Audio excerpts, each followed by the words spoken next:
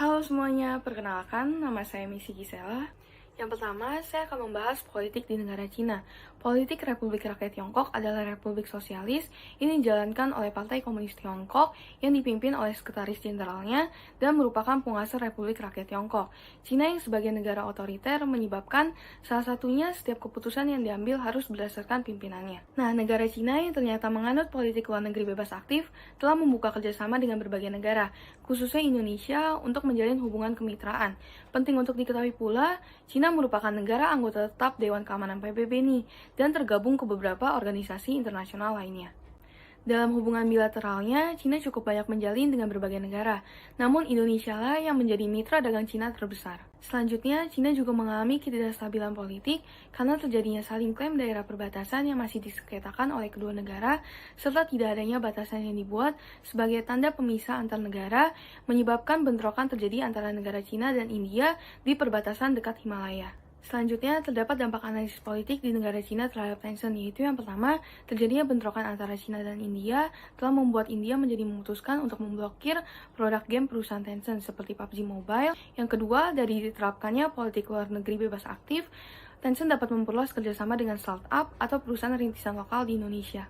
Nah, selain dampak, ada juga nih peluang yang dihadapi oleh Tencent dari analisis politik di negara Cina, yaitu Cina yang merupakan anggota tetap Dewan Keamanan PBB dan tergabung ke beberapa organisasi internasional lainnya, telah membuka peluang bagi Tencent untuk dapat memelihara hubungan diplomatik yang baik dengan berbagai negara, seperti berhubungan dengan negara Indonesia untuk dapat membuka internet data center di Indonesia, mengingat banyaknya klien, perusahaan, dan organisasi yang menggunakan layanan dan produk milik Tencent. Tidak hanya peluang, pastinya terdapat ancaman pula yang dihadapi oleh Tencent dari analisis politik di negara Cina, yaitu yang pertama, praktik regulasi di mana pemerintah di seluruh negara pastinya telah menetapkan aturan yang berbeda-beda mengenai operasi bisnis industri game. Yang kedua, Cina yang sebagai negara otoriter memberikan kekhawatiran kepada investor mengenai meningkatnya campur tangan pemerintah di sektor bisnis. Yang ketiga, situasi politik yang tidak menentu dapat membuat Tencent mengalami kemerosotan di bursa Hong Kong dan telah menunjukkan berapa gelisahnya pasar terhadap pemerintah Cina.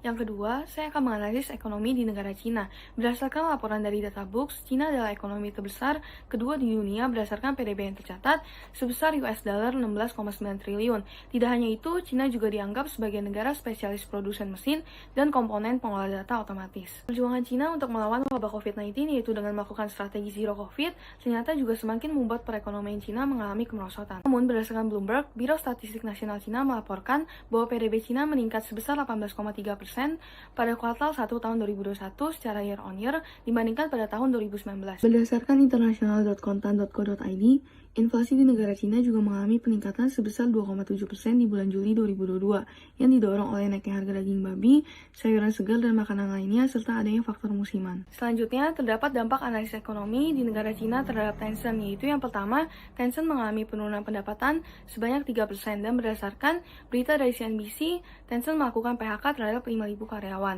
Yang kedua, Tencent melepas 14,5 juta sahamnya di induk perusahaan Shopee, Sea Limited, dan JD.com. Lalu yang ketiga, pada penutupan perdagangan 30 September 2022, di Hong Kong menyebabkan valuasi pasar saham di Tencent lebih rendah sebesar USD 5,4 miliar.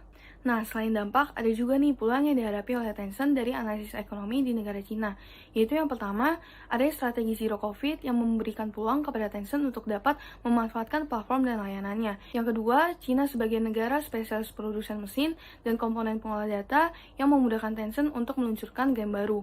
Yang ketiga, Cina yang sudah dikenal ekonominya maju oleh banyak negara menciptakan peluang investasi yang semakin besar. Tidak hanya peluang, pasti terdapat ancaman pula yang dihadapi oleh Tencent dari analisis ekonomi di negara Cina, yaitu yang pertama, industri game bersifat musiman dan masyarakat yang kembali bekerja ke kantor karena situasi pandemi mulai membaik. Yang kedua, Bank Sentral Cina menaikkan tingkat suku bunga sebagai akibat dari tingginya inflasi yang akan menyebabkan daya beli masyarakat menurun yang mengancam pada tingkat penjualan. Yang ketiga, saya akan menganalisis sosial di negara Cina.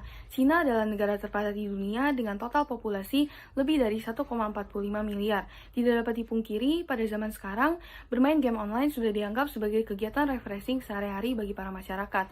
Uniknya juga, budaya sosial dari negara Cina adalah salah satunya masyarakat Cina yang jarang membuka email. Selanjutnya, terdapat dampak analisis sosial di negara Cina terhadap Tencent, yaitu berdasarkan berita dari BBC.com, masyarakat Cina mengecek email 22% lebih jarang dibandingkan pengguna ponsel secara global.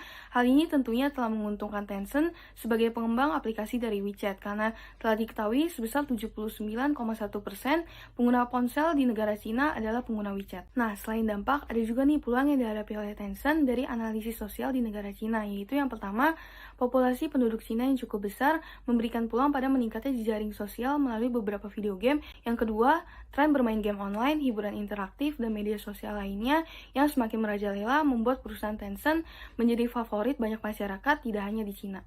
Tidak hanya peluang, pastinya terdapat ancaman pula yang dihadapi oleh Tencent dari analisis sosial di negara Cina, yaitu populasi yang menua akan mengurangi jumlah pengguna dari produk buatan Tencent. Yang keempat, saya akan menganalisis teknologi di negara Cina. Cina memiliki populasi online terbesar di dunia dengan lebih dari 1,02 miliar pengguna. Selain itu, Cina juga telah secara besar-besaran mempercepat perkembangan teknologi dengan industri yang menghasilkan produk-produk seperti 5G, Artificial Intelligence atau AI, dan sebagainya. Dalam mengembangkan inovasi teknologinya, Cina terus-menerus mengalokasikan biaya pengeluarannya terhadap research and development. Selanjutnya, terdapat analisis teknologi di negara Cina terhadap Tencent, yaitu yang pertama, Tencent menjadi lebih mudah dalam mengembangkan inovasinya, mengingat teknologi di negara Cina sudah berkembang secara optimal. Yang kedua, dilakukannya research and development secara terus-menerus dapat membuat Tencent berinovasi teknologi yang bersifat user-centric yang akan mendorong perkembangan global secara berkelanjutan dengan menjalankan prinsip tech for good. Nah, selain dampak, ada juga nih peluang yang dihadapi oleh Tencent dari analisis teknologi di negara Cina, yaitu orang tua merasa lebih aman karena terdapat ketentuan sebelum bermain game, yaitu pengguna wajib mendaftarkan diri dan melakukan identifikasi wajah dengan teknologi face recognition. Dengan demikian, ketika anak yang berumur di bawah 18 tahun masih bermain, hingga melewati batas waktu yang telah ditentukan, akan dapat dikeluarkan secara otomatis dari game. Tidak hanya peluang, pastinya terdapat ancaman pula yang dihadapi oleh Tencent dari analisis teknologi di negara Cina, yaitu teknologi yang semakin berkembang serta melonjaknya popularitas dan permintaan terhadap platform game cloud berpotensi pada maraknya pelaku kejahatan cyber yang menyalahgunakan data tersebut. Yang kelima, saya akan menganalisis lingkungan di negara Cina. Polusi air, polusi udara, limbah industri, pengundulan hutan, serta hilangnya keanekaragaman hayati menjadi masalah bagi pemerintah Cina yang sedang dihadapi saat ini.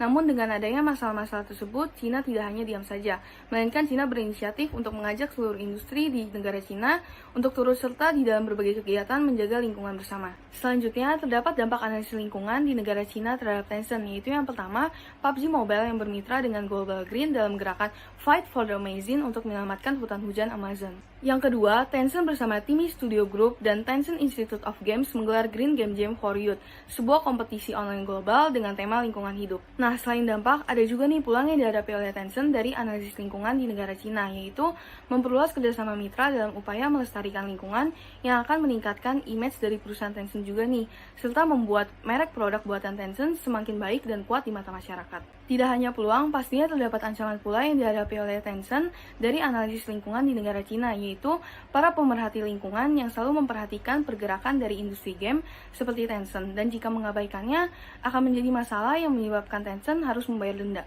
Yang keenam, saya akan menganalisis hukum di negara Cina.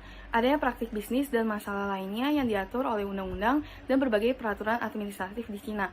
Pada faktanya, yang pertama, Cina mengeluarkan peraturan anti-monopoli untuk perusahaan raksasa besar. Yang kedua, Cina juga mengeluarkan aturan terkait waktu bermain game yang dibatasi untuk anak di bawah umur. Selanjutnya, terdapat dampak analisis hukum di negara Cina terhadap Tencent, yaitu yang pertama, Tencent dipaksa untuk menghentikan praktik monopoli karena Cina juga telah menemukan bahwa Tencent dalam tanda kutip membuli perusahaan-perusahaan kecil agar tunduk pada peraturan yang dibuat oleh Tencent. Yang kedua, Tencent diwajibkan untuk membayar denda sebesar 2,5 juta yuan. Yang ketiga, adanya aturan yang telah ditetapkan oleh administrasi pers dan publikasi nasional tentunya berdampak bagi Tencent karena seluruh masyarakat yang masih berumur di bawah 18 tahun hanya diperbolehkan bermain game selama 1 jam, yaitu dari pukul 8 hingga 9 malam, dan hanya diperbolehkan bermain pada saat hari Jumat sampai Minggu serta hari libur nasional. Nah, selain dampak, ada juga nih peluang yang dihadapi oleh Tencent dari analisis hukum di negara Cina, yaitu berdasarkan channel News Asia, dengan adanya peraturan-peraturan yang lebih ketat, Tencent dapat mengeksplorasi lebih jauh mengenai konten game dan teknologi agar lebih sesuai dan terhindar dari pelanggaran. Tidak hanya peluang, pasti terdapat ancaman pula yang dihadapi oleh Tencent dari analisis hukum di negara Cina, yaitu yang pertama, pemerintah Cina mulai melarang adanya pencarian keuntungan dalam sebuah game, serta Tencent juga diminta oleh Cina untuk mengubah desain serta aturan game yang menyebabkan kecanduan.